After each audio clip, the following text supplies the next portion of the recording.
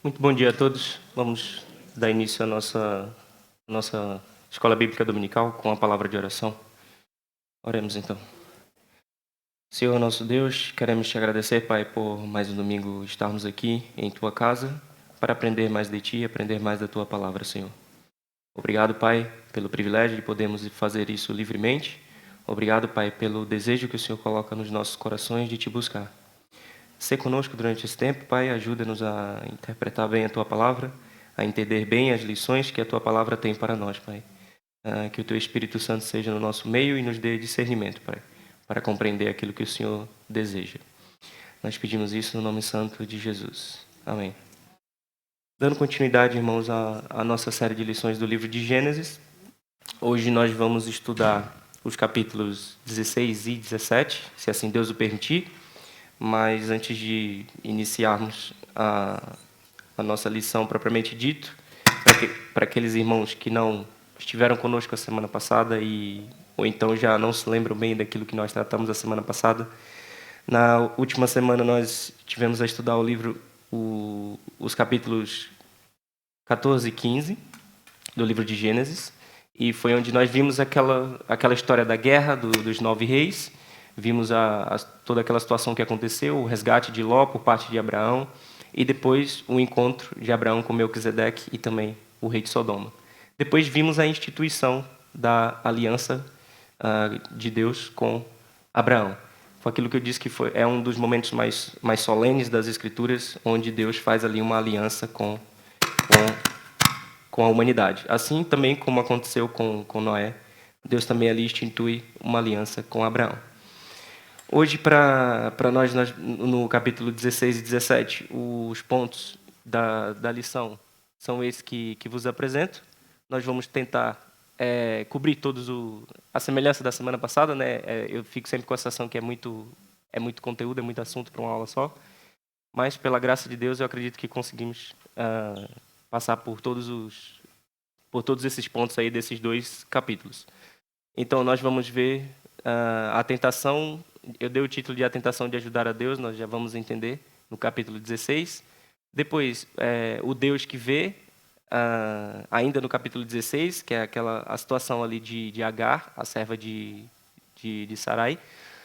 Vamos ver no capítulo 17 que vai acontecer aqui uma renovação da aliança. E aqui há uma nuance diferente com relação à aliança que foi instituída no capítulo 15. E vamos entender ali o que é instituído junto com essa renovação da aliança, que é o sinal visível dessa aliança que Deus tem com Abraão. Passando para o primeiro ponto da lição, que seria essa tentação de ajudar a Deus, nós vamos ver através do texto que Sara vai ter um plano, digamos assim, vai elaborar ali um plano para, de alguma forma, tentar ajudar que a promessa fosse cumprida. Sara já havia passado muito tempo, ela olhava para si própria e via que já estava muito velha e começava a duvidar que poderia, então, gerar um filho através dela e que a promessa seria cumprida através desse filho gerado por ela. Vamos passar a leitura do texto, Gênesis 16. Vamos ler, por enquanto, só o versículo 1 e 3. Ora, Sarai, mulher de Abraão, não lhe dava filhos. Tendo, porém, uma serva egípcia, por nome Agar, disse Sarai a Abraão: Eis que o Senhor me tem impedido de dar à luz filhos. Toma, pois, a minha serva, e assim me edificarei com filhos por meio dela. E Abraão anuiu o conselho de Sarai. Então Sarai, mulher de Abraão, tomou a Agar, egípcia, sua serva, e deu-a por mulher a Abraão, seu marido, depois de ter ele habitado por 10 anos na terra de Canaã. Algumas informações que nós podemos já tirar do texto logo de início que nós lemos primeiro, que já haviam passado 10 anos daquele acontecimento, 10 não, cerca de 9 anos daquele acontecimento do capítulo anterior, que foi a instituição da aliança e toda a guerra com os 9 reis e tudo isso. Então nós sabemos aqui, que o texto vai nos dizer, né, depois de ele ter habitado por 10 anos na terra de Canaã. Então já havia passado 9 anos de todos aqueles acontecimentos. E já tinham 10 anos ali que Abraão tinha saído de Ur dos Caldeus e tinha ido para a terra de Canaã. Então, o tempo foi passando e a confiança, tanto de Sarai quanto de Abraão, na promessa de Deus, começa a enfraquecer e começa a instituir aqui uma espécie de incredulidade por parte do casal, não só de Abraão, mas também de Sarai nesse caso também. É quem nós vemos pelo texto, quem elabora essa estratégia, digamos assim, né, esse plano humano para, de alguma forma, tentar ajudar o cumprimento da promessa. Então, nós vemos que a incredulidade já estava instaurada, que chega ao ponto deles pensarem que poderia, de alguma forma, ajudar a Deus a cumprir aquilo que Deus havia prometido para eles. Então, nós vemos aqui, primeiramente, que existe aqui uma dificuldade humana, e nós sabemos que isso não é particularidade de Sarai e de Abraão, mas também nossa, em esperar o tempo de Deus. Em vez de nós descansarmos, assim, também como Sara e Abraão, na fidelidade do Senhor, normalmente nós tentamos intervir de alguma forma naquilo que nós chamamos de a vontade do Senhor para as nossas vidas. Seja por falta de relacionamento com Deus, ou seja por não aceitarmos o tempo que o Senhor, digamos assim, determinou para que aquilo acontecesse. Então, nós tentamos, de alguma forma, pelas nossas forças, pelas nossas próprias decisões, tentar, de alguma forma, ajudar ali que a nossa vida corra bem, digamos assim, fugindo dos princípios que estão debaixo da vontade de Deus. Aqui eu encontrei uma ligação interessante, que é assim como Eva oferece o fruto proibido a Adão, e Adão aceita passivamente, facilmente, Sarai também oferece Agar a Abraão, e ele aceita sem qualquer resistência. A Bíblia vai dizer que ele anuiu ao conselho, ou seja, ele aceitou aquela sugestão de Sarai. Fazendo uma comparação rápida entre os textos, Gênesis 16:2 vai dizer que Abraão anuiu o conselho de Sarai, e Gênesis 3:6 vai dizer que Eva também deu ao seu marido o fruto e ele comeu. Não dá nenhum detalhe, ele não questiona nada, ele apenas come. Assim como Abraão também, ele não questiona nada, não levanta a hipótese de dizer, mas eu acho que isso não é o mais correto. Enfim, não tem aqui nenhuma resistência por parte tanto de Adão quanto de Abraão. Aqui nós temos que nos lembrar, temos que entrar no contexto da passagem e entender que naquela época era culturalmente aceitável que esse tipo de coisa acontecesse.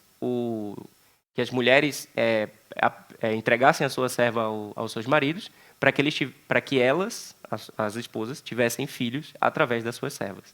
Era uma coisa culturalmente aceita entre os cananeus e também nos povos de onde Abraão saiu, na terra de Ur dos Caldeus. Era algo culturalmente aceito. Mas nós não sabemos que esse não é o modelo de casamento estabelecido por Deus. Nós temos o texto na mente, e Abraão possivelmente já tinha essa consciência de que o casamento era instituído por Deus, assim como diz em Gênesis 2, portanto deixará o homem, pai e mãe, e se unirá à sua mulher, e serão uma só carne. Então não dá para ser uma só carne de forma poligâmica aqui no caso, né? Não dá para ser uma só carne com várias mulheres.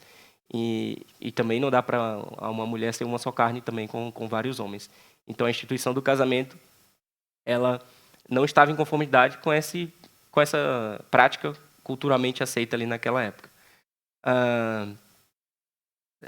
Sarai vai tomar essa iniciativa fora da vontade de Deus, como nós estamos a refletir aqui, a ver pelo texto.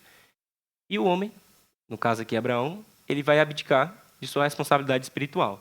E aqui fica uma lição muito forte para nós homens aqui e chefes de família que, no meio dessa situação, eu não estou querendo dizer com isso que são as mulheres que nos levam a pecar, não é isso, mas no meio da situação de uma fraqueza, uma tentação por parte da nossa mulher, seja para um conselho não sábio ou um conselho que nos leva a praticar um pecado, nós temos a responsabilidade de, naquele momento, corrigir e ensinar em amor e não nos submeter, digamos assim, não aceitar aquele conselho, não aceitar aquela estratégia para que nós não caiamos em pecado. Então, teve aqui essa situação de que a primeira vez que nós vimos esses estratagemas acontecerem é por parte de Abraão. Nós vimos aquela situação lá do Egito. Abraão, então, conversa com Sara e diz para ela dizer a ele que ele era seu irmão. Sara aceita e depois, eu não sei, possivelmente na cabeça dela, ela pensou, olha, se calhar vamos tentar outra vez aqui uma maneira de ajudar que a promessa seja cumprida. E Abraão, também talvez com o pensamento alinhado, foi com o pensamento de Sara, nesse conselho de Sara, e aceitou aquela proposta. Claro que tem aqui também aquela parte do Abraão, não sei o que é o que eu falei, talvez a cultura era muito forte na cabeça dele, então ele pensou que de alguma forma aquilo poderia ser de fato a vontade de Deus, o que mostra aqui que possivelmente havia ainda alguma influência da cultura daquele povo sobre Abraão, e nos traz aqui a ideia. Vamos continuar com a leitura do texto, a partir do versículo 4, vamos ler até o versículo 6. Então, diz assim a palavra do Senhor: Ele a possuiu e ela concebeu. Ele, Abraão, ela, Agar. Vendo ela que havia concebido, foi sua senhora por ela desprezada. Disse Sarai a Abraão: Seja sobre ti a afronta que se faz a mim. Eu te dei a minha serva para possuíres. Ela, porém, vendo que concebeu, desprezou-me. Julgue o Senhor entre mim e ti. Respondeu Abraão a Sarai: A tua serva está nas tuas mãos. Procede segundo o melhor te parecer. Sarai humilhou-a e ela fugiu de sua presença. E esse texto aqui traz muitas lições para nós, digamos assim, né? Eu destaquei aqui 5. Eu creio que é possível tirar mais algumas, mas a proposta não era ser exaustivo, mas sim destacar aqui algumas coisas importantes desse texto. Primeiro, o perigo que a fé imediata ou a nossa ansiedade, digamos assim, para que as coisas se cumpram em nossa vida, para que as coisas aconteçam em nossa vida, pode causar, né? O que isso pode causar na nossa vida? Essa impaciência dentro desse nosso relacionamento com Deus, essa impaciência de nós orarmos e pedirmos a Deus e nós acharmos que Deus não nos responde e tentarmos de alguma forma arranjar uma solução para o nosso problema fora dos princípios de Deus, seja não cumprindo regras, não cumprindo leis, enfim, tentando achar um jeito de alcançar a solução fora dos princípios divinos. Essa impaciência pode ser uma forma de incredulidade. Como eu disse, o que mostra que é incredulidade, a falta de fé no Senhor, a falta de fé de que Deus vai cumprir a promessa. Essa é a primeira lição que podemos tirar desse texto. Outra coisa é aquilo que eu disse logo anteriormente, que é a fragilidade da liderança espiritual. Abraão, ele tinha essa responsabilidade da liderança espiritual de sua casa. Ele tinha a responsabilidade de que, se aquilo viesse a acontecer, ele repreendesse Sara, a lembrar-se daquilo que era a promessa do Senhor e que Deus ele é fiel para cumprir tudo aquilo que ele prometeu. Ele tinha essa responsabilidade. Então, quando não assumimos nossas responsabilidades segundo a palavra do Senhor, as consequências recaem não só sobre nós, mas sobre toda a nossa casa. E aqui fica tanto para as mulheres quanto para os homens.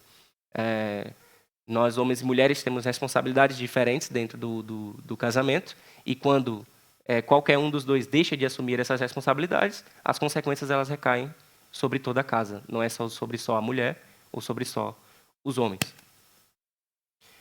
Outra coisa também é que os pecados culturalmente aceitos, mais espiritualmente destrutivos, eles são sutis. E isso acaba fazendo com que nós caiamos nessas tentações. A moralidade bíblica ela é moldada pela revelação divina, não por convenções sociais. Hoje, muitos pecados são socialmente aceitos, né, culturalmente aceitos, como o adultério, o aborto, um divórcio fácil, digamos assim, ou até as ideologias sexuais, enfim. Tudo isso é culturalmente aceito no nosso meio. E nós vemos que há algumas igrejas que se perdem nessa situação, que acabam apoiando essas práticas, acabam até de alguma forma lutando para que isso seja aceito pelas outras igrejas. E nós sabemos que isso é totalmente contrário às Escrituras, totalmente contrário à palavra de Deus. E volto a dizer, a moralidade bíblica ela é moldada pelas Escrituras, pela revelação divina, não por convenções sociais. Não é para que as pessoas se sintam bem, não é para que as pessoas se sintam aceitas que molda a nossa moralidade, e sim a Bíblia. Também, Deus não precisa da nossa ajuda para cumprir suas promessas. E aqui, mais especificamente no caso de Abraão, é mais fácil de nós entendermos isso, porque há uma promessa concreta, né, algo concreto na mente deles que irá acontecer, que é ele teria um filho e a sua posteridade seria muito grande. Nós sabemos que a questão da posteridade ser muito grande é impossível que Abraão veja isso, tem que ser algo mesmo pela fé, que ele tem que acreditar no Senhor, mas o filho é algo que ele consegue ver. Ele tem que ter o filho para ver que a promessa começa ali a se cumprir. E, por vezes, a falta de fé de que a promessa seria cumprida, surge esse desejo de alguma forma, tentar ajudar Deus a cumprir as suas promessas.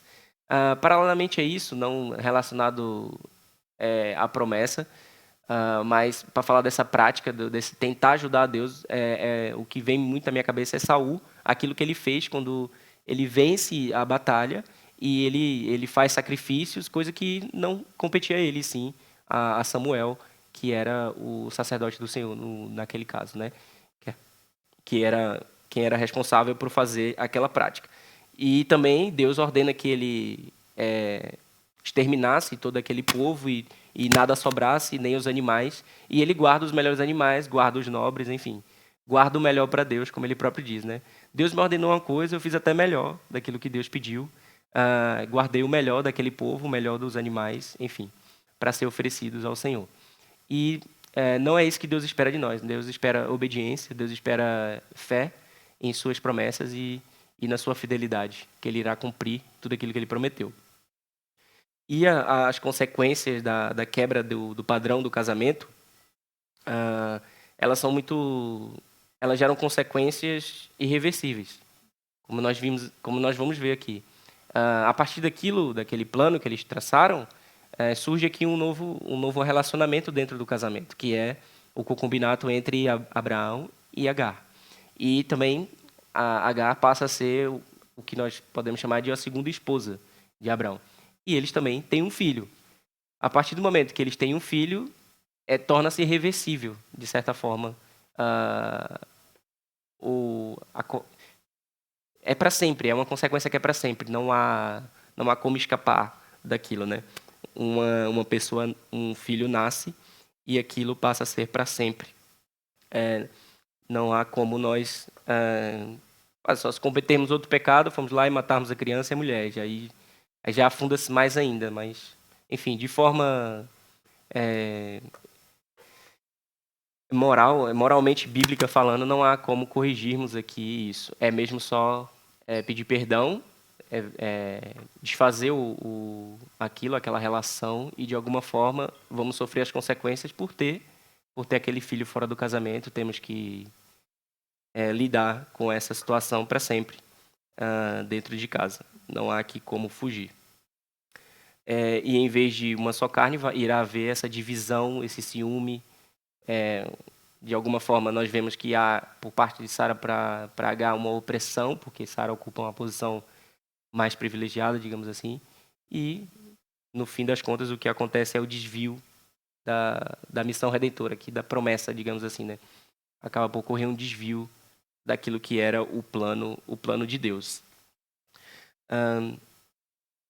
Dito isso, passando para aquilo que seria o nosso segundo ponto da lição de hoje, que é a aparição do anjo do Senhor para Agar.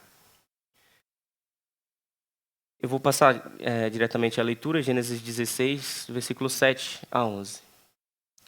Tendo-a achado o anjo do Senhor, junto à fonte de água no deserto, junto à fonte no caminho de Sur, disse-lhe: Agar, serva de Sarai, de onde vens e para onde vais? Ela respondeu: Fujo da presença de Sarai, minha senhora. Então lhe disse o anjo do Senhor: Volta para tua senhora e humilha-te sob suas mãos. Disse-lhe mais o anjo do Senhor: Multiplicarei sobremodo a tua descendência, de maneira que por numerosa não será contada. Disse-lhe ainda o anjo do Senhor: Concebeste e dará à luz um filho, a quem chamarás Ismael, porque o Senhor te acudiu na tua aflição.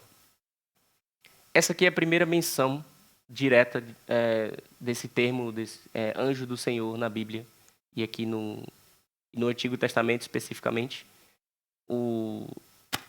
Essa personagem, digamos assim, ela aparece em momentos cruciais da história redentora, né? Muitas dessas ocorrências envolvem uma fala divina em primeira pessoa, como essa que nós vemos aqui. É algo muito, muito específico daquilo que é falado e tem uma autoridade nas palavras que não parece ser, de fato, um anjo. É esse ponto que eu quero chegar. O que os comentadores vão dizer é que, possivelmente, esse termo que aparece anjo do Senhor é uma manifestação visível de Deus, seja o próprio Deus que aparece para as pessoas. Nós vemos, quando aparece esse termo, sempre que há ali essa aparição, as pessoas reconhecem aquele ser como sendo Deus e não são repreendidas. E elas normalmente reconhecem sendo Deus, adoram aquele ser e não são repreendidas por isso. Então isso nos leva a entender que de fato aquilo é o próprio Deus que aparece para a pessoa. Nós temos exemplos diferentes disso ainda na Bíblia. Em Gênesis 22 vai acontecer novamente a Abraão, no versículo 11 de Gênesis 22.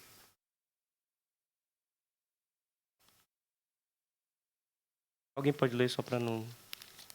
Quem já achou?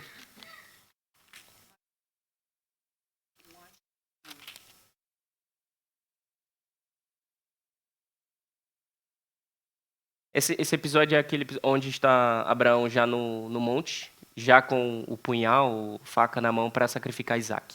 E aqui tem essa aparição do anjo do Senhor a gritar para Abraão. E ali nós sabemos que é de fato Deus, por causa de tudo aquilo que acontece no contexto, seja por Deus prover o cordeiro, Deus dizer que Abraão provou de fato que ele é um servo do Senhor e que não precisaria fazer aquele sacrifício. Temos também esse termo vai aparecer também a Moisés na sarça ardente. Acho que não é preciso nós abrirmos. Êxodo 3:2 também vai trazer essa ideia, que é a aparição do anjo do Senhor na sarça ardente também. Fica claro para nós ali que é uma manifestação visível de Deus. Então, o próprio Deus apareceu a Agar no deserto. O próprio Deus foi de encontro a ela no deserto. Outras coisas importantes que nós podemos tirar aqui desse trecho as localizações. Quando a Bíblia nos traz localizações, ela quer nos trazer alguma ideia não só daquilo que estava a acontecer, mas de alguma forma da intensidade das coisas que estava a se passar ali naquele momento. Quando traz a informação ali junto à fonte do caminho de Sur, o caminho de Sur, se nós olharmos para o mapa, eu por acaso não coloquei mapa nos slides, se nós olharmos para o mapa e vermos a distância que fica de Sur até onde Abraão estava a viver, que era Hebron, é uma distância de mais de 100 quilômetros. Então imaginem o tamanho, digamos assim, né, desculpa, eu estou esquecendo. O tamanho do desespero de Agar em meio daquela situação para fazer ela fugir daquele lugar, sair daquele lugar e preferir o deserto, né, enfrentar o deserto, enfrentar a fome fora da casa de Abraão e não ficar ali sobre a opressão de Sara. Isso quer dizer que aquilo que Sara estava a fazer com ela era mesmo muito, muito mal, era mesmo perverso, digamos assim. Possivelmente, Agar, como sendo uma serva pessoal de Sara, os trabalhos delas envolviam muito mais em cuidar da sua senhora, em tratar de Sara, do que fazer algumas tarefas. Essa opressão por parte de Sara pode ser tanto por dar-lhe tarefas pesadas ou até agressões físicas, castigos físicos. Não sabemos bem o que de fato Sara fez ali com Agar, mas nós vemos que Agar percorreu uma grande distância para fugir daquilo que ela estava a passar, o que demonstra, como eu disse, o desespero dela. E ela foi ali atravessando zonas totalmente desérticas, não tinha água, não havia comida, não havia, enfim, era mesmo praticamente como se fosse uma tentativa de suicídio dela própria. Talvez ela preferia morrer, podemos entender assim, ela preferia morrer do que continuar ali sob aquela opressão de Sara, a sua senhora. E vemos também que o interessante que é a misericórdia de Deus para além da promessa. Como assim? A misericórdia de Deus para a vida de Agar. Deus vai contra o de Agar e fala com ela e aconselha a ela a retornar e também dá-lhe uma palavra de bênção. Agar não fazia parte da aliança abraâmica, ela era egípcia, apenas uma serva da casa mãe de um filho bastardo, né, de uma relação pecaminosa. Então, nós vemos que Deus lhe chama pelo próprio nome, se importa com a dor dela, e dá ainda uma promessa para o filho que estava no seu ventre, para a posteridade do seu filho. E a restaura, dizendo claramente o que ela deveria fazer naquele momento. E aqui eu coloco isso, é muito forte essa questão da misericórdia, porque Deus podia simplesmente ignorar aquela fuga, deixar que ela fugisse e que ela morresse no deserto. Aquilo, entre aspas, estaria resolvido o problema de Abraão, né? Não teria mais que lidar com aquilo. E estava tudo certo, estava tratada a situação. Mas esse nome também que Agar vai invocar para o Senhor, vai dar para o Senhor, é muito interessante. O reconhecimento de Agar no sentido de o Deus que vê. Ela sendo uma serva, sendo alguém que era tratado como uma pessoa quase que invisível, é visto pelo próprio Deus. Então, por isso, para ela foi muito forte aquela situação, e ela dá esse nome do Deus, o Deus que vê, El Roi. Vê os oprimidos e corrige também os arrogantes com graça. E aqui, no caso, arrogante porque era a forma como Agar estava a se comportar antes dela ser oprimida por Sara. Quando ela concebe o filho, ela começa a se ver como mais importante do que sua própria senhora. Por isso que ela despreza a Sarai. Ela começa a tratar a Sarai mal e a despreza nesse sentido. Ela entende que por ter um filho no seu ventre de Abraão, ela seria ali mais importante do que Sarai, que não conseguia gerar um filho. O texto vai nos mostrar que Agar reconhece o que Deus fez e também adora ao Senhor. Nós vemos isso naquilo que ela vai dizer no avançar do texto. E vai fazer essa invocação e dar esse nome para Deus, o Deus que vê.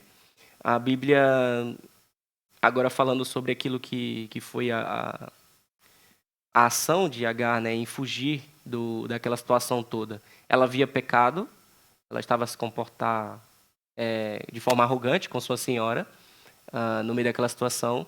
Então ela havia pecado contra Sara, e ao invés dela sofrer ali as consequências, dela tentar de alguma forma se reconciliar, não havendo reconciliação, teria que sofrer as consequências, não há outra coisa a fazer. Ela foge daquilo que seriam as consequências do pecado dela. E alguém pode pensar assim, ok, ela fugiu para tentar sobreviver e tal, mas o que a Bíblia nos ensina sobre essas situações é que fugir do pecado não é um princípio bíblico. Fugir da consequência do pecado. Nós temos que enfrentar aquilo que vem como consequência do pecado. Isso é muito forte quando pensamos, por exemplo, no falar a verdade, no não mentir. Muitas vezes somos colocados em situações em que precisamos falar a verdade e vamos sofrer prejuízo. E vai ter dano à nossa vida, seja profissional, familiar, enfim. E nós somos chamados a falar a verdade no meio dessa situação.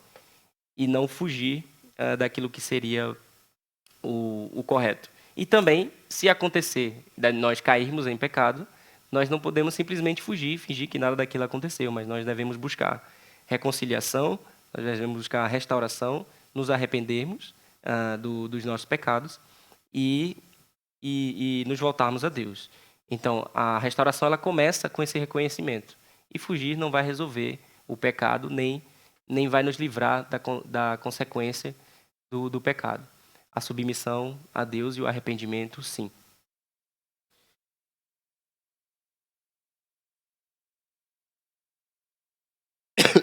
Tem um texto na Bíblia, Provérbios 28:13, que diz: o que encobre as suas transgressões jamais prosperará, mas o que as confessa e deixa alcançará misericórdia.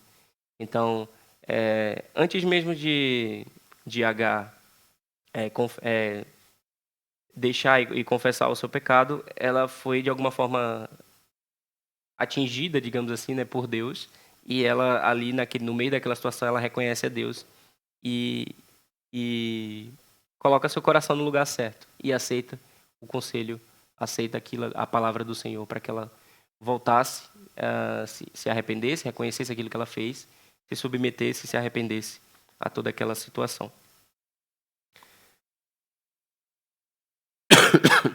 Desculpe. Então, a misericórdia de Deus, por outro lado, não anula a sua justiça. Não podemos nos esquecer que os pecados eles têm consequências, digamos assim, eles têm consequências tanto eternas quanto temporárias. Por vezes, nós podemos nos livrar parcialmente, digamos assim, das consequências temporárias por misericórdia do Senhor. Deus pode diminuir, digamos assim, o nosso sofrimento por misericórdia a nós, mas nós não conseguimos nos livrar da consequência dos nossos pecados. Gênesis 16, versículos 12 a 14, diz assim: ele aqui o filho de Agar, entre os homens como um jumento selvagem. A sua mão será contra todos, e a mão de todos contra ele, e habitará fronteiro a todos os seus irmãos. Então ela invocou o nome do Senhor que lhe falava: Tu és o Deus que vê. Pois disse ela: Não olhei eu neste lugar para aquele que me vê? Por isso, aquele poço se chama Beer-Lai-Roi. Está entre Cádiz e Bered. E aqui, mais uma vez, traz-nos aqui a informação da localização de onde ela estava, que é onde ficou conhecido aquele poço, entre Cádiz e Bered. Então, era ainda um pouco mais abaixo do caminho de Sur, mostrando que era muito longe o caminho que ela havia percorrido.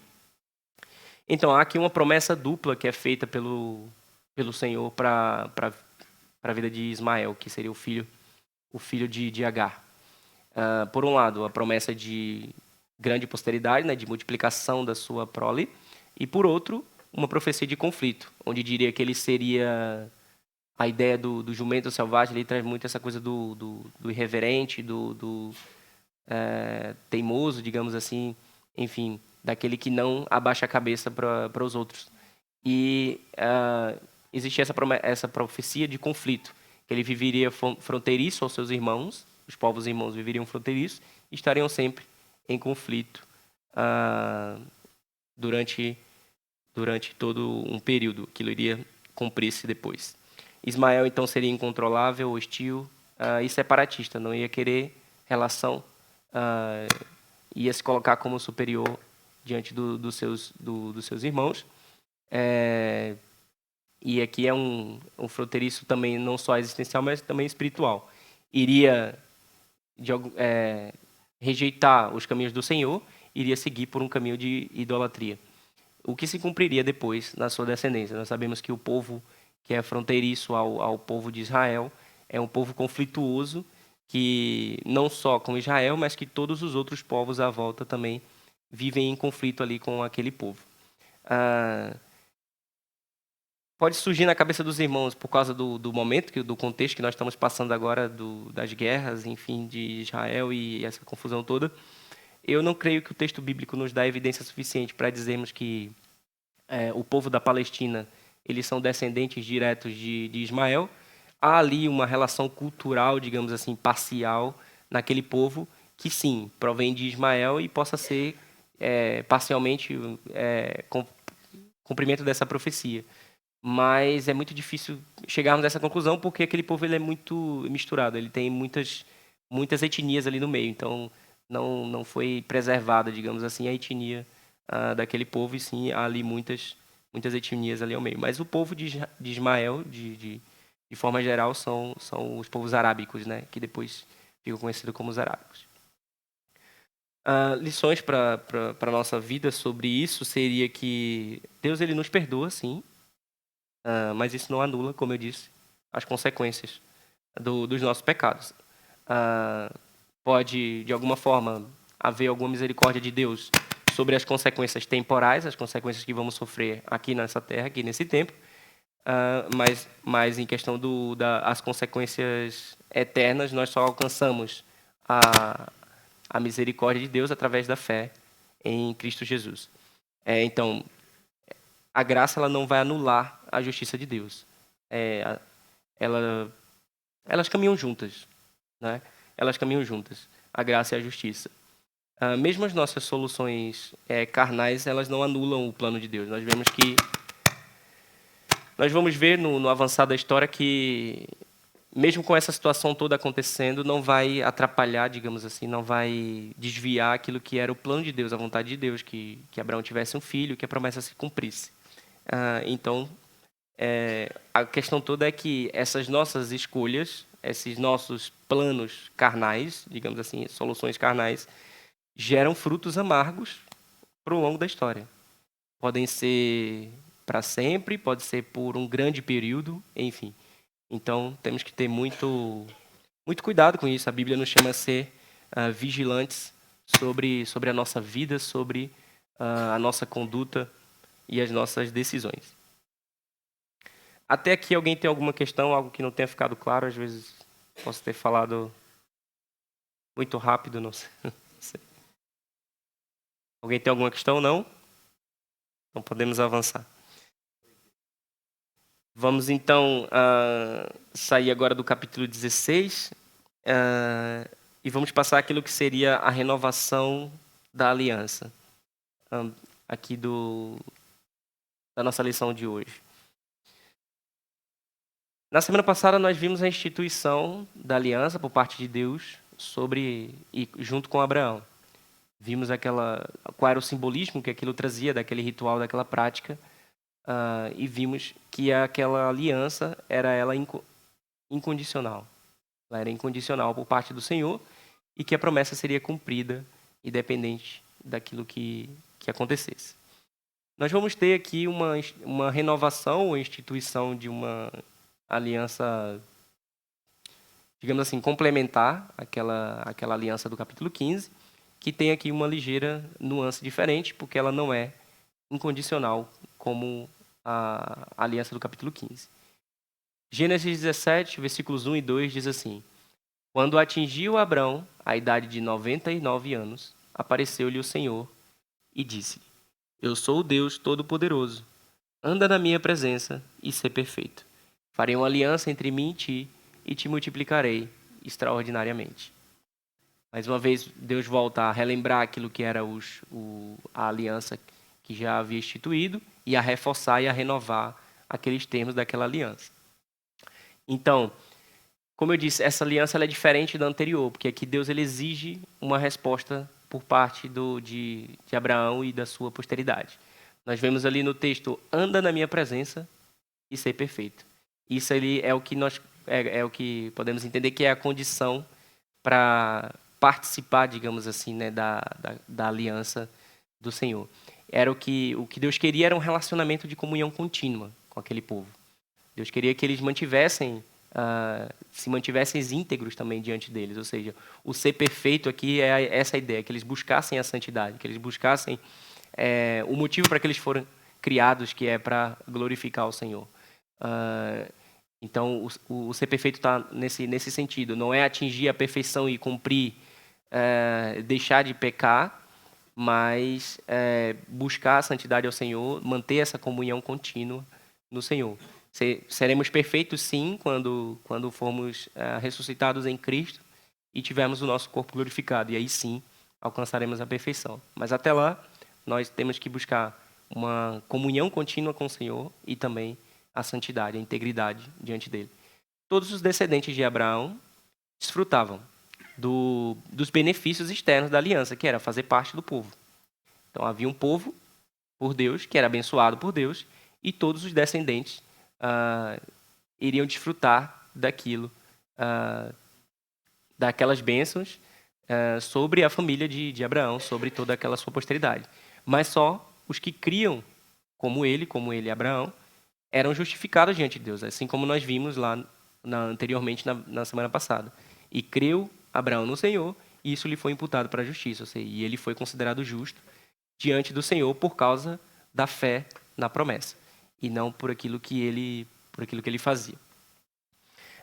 E com isso nós podemos entender que, e aqui trazendo para o nosso contexto, né, estar na igreja, participar das atividades da igreja, enfim, isso não nos garante a salvação, não nos garante a redenção, né? Temos que crer verdadeiramente, de forma genuína, em Cristo, assim como Abraão também creu genuinamente na promessa para ser justificado. E isso nos leva a refletir que nós temos que sempre estar atentos e vigilantes e examinando a nossa fé e vendo que nós permanecemos com a nossa fé viva e não apenas uma fé formal. A palavra de Deus vai trazer essa ideia de que aqueles que são os verdadeiros discípulos são aqueles que permanecem. Então nós temos que buscar sempre permanecer e perseverar em santidade na palavra do Senhor. Outra coisa que nós vamos ver no avançar do texto, Gênesis 17, versículos 5 a 8, diz assim: Abrão já não será o teu nome, e sim Abraão, porque por pai de numerosas nações te constituí. Far-te-ei fecundo extraordinariamente. De ti farei nações, e reis procederão de ti. Estabelecerei a minha aliança entre mim e ti, e a tua descendência no decurso das suas gerações. Aliança perpétua, para ser o teu Deus e da tua descendência. Dar-te-ei a tua descendência as terras das tuas peregrinações, toda a terra de Canaã em possessão perpétua, e serei o seu Deus. Deus, ele reafirma que vai manter a aliança, tudo aquilo que prometeu para Abraão e também para os seus descendentes, para a sua posteridade. Então, nós vemos aqui que a bênção ela não é só para Abraão especificamente, mas para toda a sua descendência. Mas nós vemos que o foco principal aqui desse diálogo, digamos assim, não é em si aquilo que eles receberiam. Não é a grande nação que se formaria a partir daquele povo, não é a terra especificamente, mas o foco principal aqui é eles pertencerem a Deus, eles serem o povo de Deus. Né? Ser de Deus é melhor do que possuir qualquer outra coisa. Era essa a mensagem que estava aqui explícita dentro desse diálogo entre Deus e Abraão. O que Deus queria que eles entendessem era isso. Ser de Deus é mais importante do que as coisas que vocês vão receber, as bênçãos que vocês vão receber. Ser o povo de Deus é mais importante do que essas outras coisas. Se nós trazemos para o nosso tempo, conosco já na nova aliança, é a mesma situação, né? Não são as bênçãos, não são os nossos dons, não são os nossos talentos, não é a nossa obra, aquilo que Deus faz através da nossa vida que é o mais importante, mas é o pertencer a Deus, é ser parte da família de Deus. É o que define a nossa vida, né? É o que mostra a fidelidade de Deus em nossa vida. E o fato de nós permanecermos nele demonstra exatamente isso, que nós entendemos que ser de Deus é o mais importante para nós. Para além disso, aqui ainda nesses primeiros versículos, nós vemos aqui que há a mudança do nome de Abraão. Ele passa de Abrão para Abraão. Nós podemos buscar um significado direto que existe. O nome Abrão ele significa pai exaltado, e Abraão, Deus vai dar o significado que é pai de grandes nações, pai de muitos povos. Se buscarmos o significado simbólico, digamos assim, não está explícito no texto, mas conseguimos inferir isso, que Deus simbolizava ali que estava a morrer, de certa forma, o velho homem e passaria a viver, então, o novo homem, então com um novo nome, aqui no caso de Abraão. Trazendo muito forte aqui o simbolismo e já preparando para aquilo que seria o próximo passo da aliança e a instituição do sinal visível daquela aliança, não só no nome de Abraão, essa modificação do nome. Nós vamos ver também que ele vai mudar o nome de Sara e fazer isso aqui, o que seria o prenúncio aqui para o texto, para aquilo que seria a instituição do sinal visível da aliança. Em 1 de Pedro, no capítulo 2, versículos 9 a 10.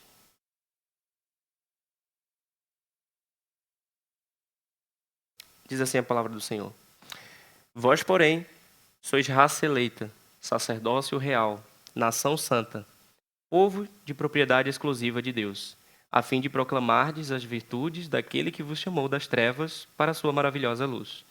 Vós sim, que antes não erais povos, mas agora sois povo de Deus, que não tinhais alcançado misericórdia, mas agora alcançastes misericórdia. Quando Deus estabelece aqui a aliança com Abraão e nesse formato, digamos assim, com essa condicionalidade de andar com Deus e ser perfeito, e tirando, digamos assim, o vínculo com a família de Abraão, ele já pré-anuncia aquilo que nós conhecemos como o Evangelho Universal, em que o povo de Deus, na verdade, não é os descendentes de Abraão, mas todo aquele que anda com Deus e aquele que busca ser perfeito, que busca se manter essa integridade diante do Senhor.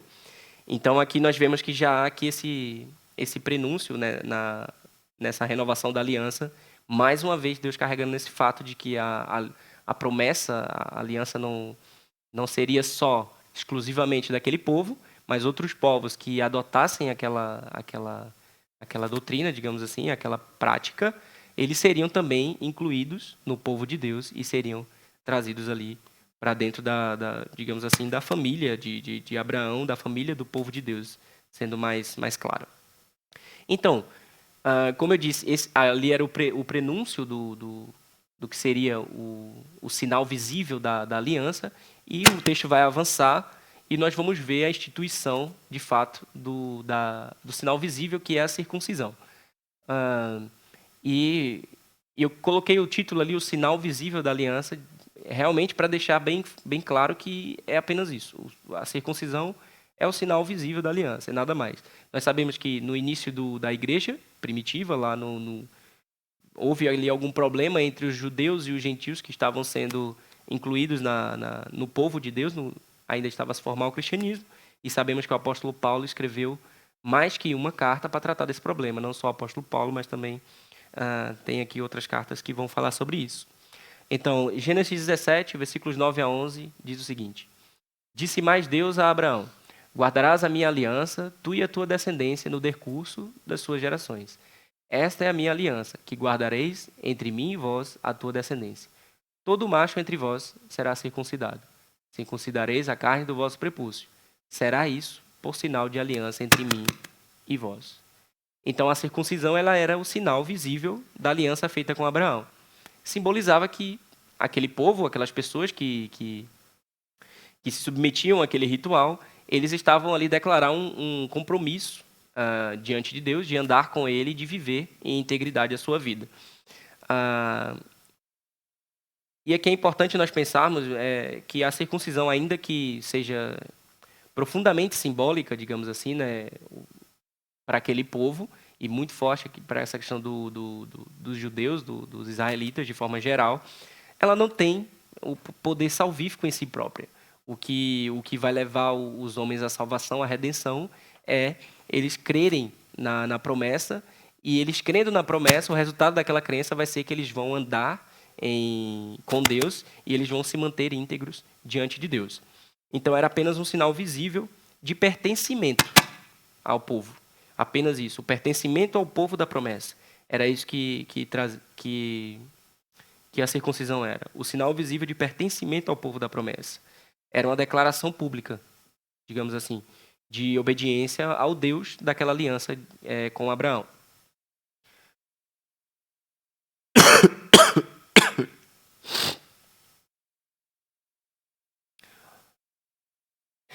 Avançando um pouco mais no texto, a partir dos versículos 17, do 17 ao 21, ainda no capítulo 17 de Gênesis, diz assim: depois daquilo que nós vimos, o diálogo, daquilo que Deus prometeu, então se prostrou Abraão em rosto em terra e se riu, e disse consigo: a um homem de 100 anos há de nascer um filho? Dará à luz Sara com seus 90 anos? Disse Abraão a Deus: tomara que viva Ismael diante de ti. Deus lhe respondeu: de fato, Sara, tua mulher, te dará um filho, e lhe chamarás Isaque. Estabelecerei com ele a minha aliança perpétua para a sua descendência. Quanto a Ismael, eu te ouvi. Abençoá-lo-ei, falo-ei fecundo e o multiplicarei extraordinariamente. Gerará 12 príncipes, e dele farei uma grande nação. A minha aliança, porém, estabelecê-la-ei com Isaque, o qual Sara te dará à luz neste mesmo tempo, daqui a 1 ano. E aqui, mais uma vez, nós vemos a misericórdia de Deus sendo estendida para os povos além da promessa. Deus deixa muito claro aqui que Ismael não fazia parte da aliança, não fazia parte da promessa, que aquela aliança era ser estabelecida com Isaque e não com Ismael. Abraão aqui ainda tinha alguma dúvida de que se de fato aquele filho poderia ser gerado a partir de Sara, e ele pensa, e é aqui que nós vemos toda a nossa ideia de falamos que ele realmente acreditava que possivelmente através de Ismael poderia vir a bênção da promessa. Então ele diz a Deus: tomara que Ismael viva diante de ti, né? Que seja abençoado por ti. E Deus ali naquele momento deixa claro que não, através de Isaac será estabelecida a minha aliança contigo, e não através de Ismael. Mas eu te ouço, sou misericordioso para contigo, e abençoarei também o seu filho Ismael com uma grande posteridade, com uma grande nação, cumprindo aquilo que ele já havia, o que Deus havia prometido para Agar aqui. Então, Abraão ainda duvidava, né, que sua mulher podia lhe dar um filho, mas Deus mostra para ele que aquilo de fato iria acontecer. E agora nós temos digamos assim, a mais aqui, uma informação a mais, que é Deus revela o nome do filho. E agora passa a ser um pouco mais palpável, digamos assim, a promessa para Abraão. Porque antes ele saberia que teria um filho. E agora Deus já tem um nome para o filho. E já trata o filho pelo nome. E quando nós sabemos que quando nós damos nome às coisas, parece que nós chamamos a coisa à existência. E aqui nós podemos, de alguma forma, simbolicamente, entender que Deus ali estava mostrando para ele que de fato aquilo aconteceria, porque Deus já havia até dado nome para aquela criança, para aquele filho, que nasceria a partir de Sara. Após isso, a Bíblia vai nos dizer que Abraão, novamente, ele vai demonstrar que creu no Senhor. E vai também obedecer aquilo que o Senhor lhe ordenou, que era a instituição da circuncisão. Deus havia dito que todo macho da casa deveria ser circuncidado, e isso seria o sinal visível da aliança entre Deus e o povo, que iria vir da posteridade de Abraão. Capítulo 17, versículo 23 vai dizer: tornou, pois, Abraão a seu filho Ismael, e a todos os escravos nascidos em sua casa, e a todos os comprados por seu dinheiro, todo macho dentre os de sua casa, e lhe circuncidou a carne do prepúcio de cada um, naquele mesmo dia, quando Deus lhe ordenava. Abraão demonstra aqui uma grande fé no Senhor. Pode parecer simples aquilo que ele fez, mas ao circuncidar todos da sua casa, Abraão fica ali completamente vulnerável. Porque todos os homens eram quem protegia a casa. Eram os homens quem trabalhavam, eram os homens que produziam. Então, Abraão demonstra aqui uma grande confiança no Senhor, em que ele deveria obedecer aquilo e que Deus o sustentaria no meio durante a recuperação daqueles homens. Eu não sei quanto tempo demora a recuperação para esse procedimento, digamos assim, procedimento cirúrgico, né? Não deixa de ser um procedimento cirúrgico. Mas creio que há ali um tempo de repouso necessário para que aquilo corra bem. Senão, ainda mais com os recursos que ele tinha naquela época. Qualquer desvio da boa recuperação era morte. Não havia solução para o caso, né? Não tinham os medicamentos que nós temos hoje para controlar as infecções e coisas do tipo. Então, nós vemos que, apesar de Abraão ter dúvida, muitas vezes, ele mostra aqui que várias vezes ele vai questionando, várias vezes ele tem essa dúvida, até chegar ao ponto de aceitar aquele conselho de Sarai e ter um filho fora do casamento, fora da promessa. Mas ele era alguém que, quando ouvia a voz de Deus, ele obedecia prontamente, ele levava aquilo prontamente como ao pé da letra e obedecia exatamente aquilo que Deus mandava.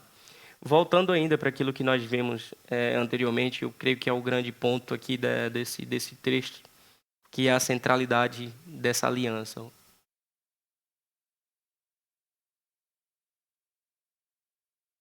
Então nós vimos, né? Deus reafirmou a sua aliança e exigiu integridade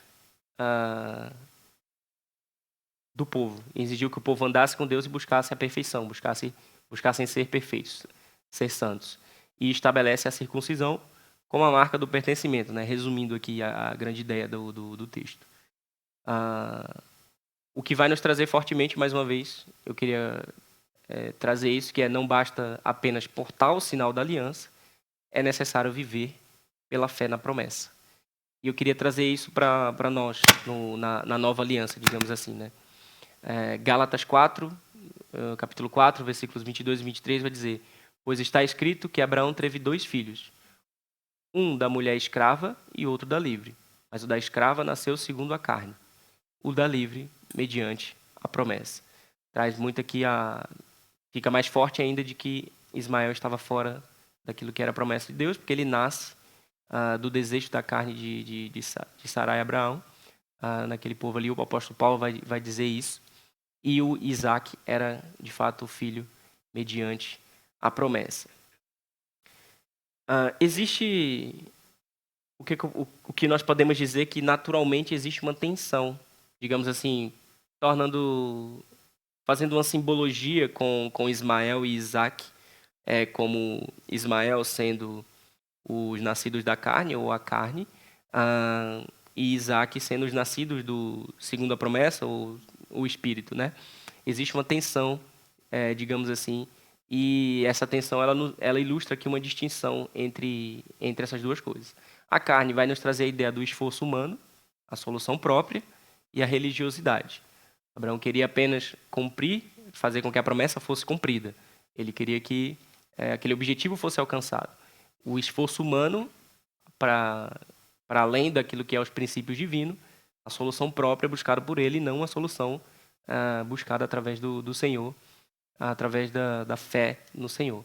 E o Espírito vai nos ilustrar aquilo que era a promessa de Deus, a fé salvadora e a obediência genuína, que era a promessa que seria entregue à descendência de Isaac. Paulo ele interpreta os capítulos 15, a instituição da aliança, e os capítulos 17, a renovação da aliança, como a tipologia da justificação pela fé. Ou seja, aqui seria, como eu disse, o prenúncio do Evangelho universal e como que funcionaria, digamos assim, a nova aliança, né? Que seria o povo seria incluído na promessa, o povo seria alcançado pela salvação através da crença, através da fé em Jesus Cristo e naquilo que Jesus Cristo fez por nós. Colossenses 2, versículos 11 e 12 diz o seguinte: em Cristo também fostes circuncidados, não por intermédio de mãos, mas no despojamento do corpo da carne, que é a circuncisão de Cristo, tendo sido sepultados juntamente com ele no batismo. E aqui eu tenho que fazer menção a isso, porque há aqui digamos assim, nós batistas entendemos que é um equívoco da parte tanto dos católicos quanto dos presbiterianos, que eles colocam de alguma forma a circuncisão e o batismo como sendo a circuncisão, o sinal da aliança abraâmica, e o batismo, o sinal da nova aliança em Cristo. Nós batistas não entendemos estritamente assim. Nós entendemos que há sim uma similaridade, mas há uma diferença aqui na nova aliança, porque o que prescreve, digamos assim, o batismo é a fé em Jesus Cristo, e o batismo é o símbolo dessa fé, é a profissão pública dessa fé, né? A declaração pública dessa fé. Diferentemente dos católicos e dos presbiterianos. Eles entendem que, assim como a circuncisão deveria ser praticada por todos, para que eles fossem incluídos na promessa, eles fazem o mesmo. Então, é por isso que as crianças são batizadas. É baseado nesse texto aqui da Aliança de Abraão. Eles argumentam que, assim como os hebreus, eles eram circuncidados ao 8º dia, as crianças também devem ser batizadas para que elas sejam incluídas na promessa. E eles fazem isso de forma profética, digamos assim. Eles incluem a criança no meio da comunidade dessa forma. É o sinal de pertencimento do povo de Deus. E é a partir daí que eles tiram essa ideia de batizar crianças. Nós não entendemos que o batismo funciona rigorosamente igual à circuncisão. Eles são os dois sinais de uma aliança, mas o batismo ele tem uma nuance diferente, porque ele tem digamos assim, um elemento anterior, que é a conversão, o arrependimento e a crença. Então, nós cremos que a circuncisão ela estaria ali mais para conversão e para o arrependimento e a crença do que para o batismo. Então, nós entendemos que tem que haver primeiro essa circuncisão no coração, que é a tal conversão que eu estou a dizer. Tem que haver primeiro esse arrependimento e esse reconhecimento de nós perante o Senhor, para depois chegarmos ao batismo. Esse texto ele é muito rico para nós por causa disso. Nos traz essa lembrança de nós examinarmos a nossa fé e de confiar nas promessas de Deus e não nos nossos próprios esforços, no nosso próprio caminho. Nós não devemos nos apoiar nos rituais, na nossa religiosidade. Não é a nossa participação nos cultos, nas atividades da igreja. Não é nós vimos as reuniões de oração, não é isso que nos salva. É a fé em Cristo Jesus. A fé em Cristo Jesus ela gera esse resultado, faz com que nós desejemos participar do povo de Deus. Mas não é a salvação não está em si na participação do povo de Deus, digamos assim. E não podemos nos esquecer, pertencer a Deus é maior do que possuir qualquer bênção exterior. Já não temos tempo para dúvida, então encerramos aqui. Podemos ir para o nosso tempo de chá. Então, obrigado.